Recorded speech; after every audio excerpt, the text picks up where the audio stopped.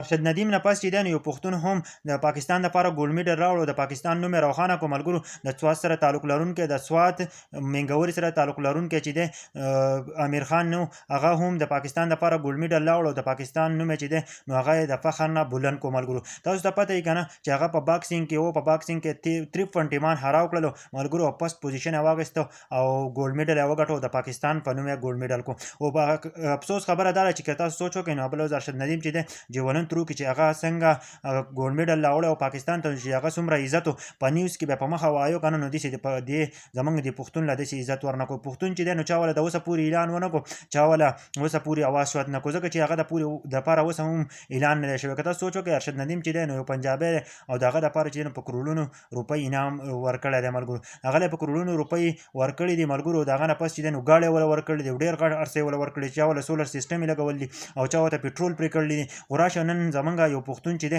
نو هغه دپاره اوسه پورې چا اعلان ونه کړو. افسوس خبره خو دا ده چې زمونږ د پښتنو ولې د عزت نه کوي، ځکه چې زمونږ وزیر اعلی ولې د اوسه پورې هم اعلان وکړو. زه په دې خبره باندې ډېر زیات خفه شوم. تاسو په دې باره کې څه وایئ که نه چې ولې زمونږ د پښتون له اعلان ونه کړی شو، ځکه چې ارشد ندیم چې دی نو هغه یو پنجابی دی او زمونږ امیر خان چې دی نو یو پښتون دی سوات سره تعلق لرونکی چې دی نو هغه دپاره اوسه پورې چا اعلان ونه کړو.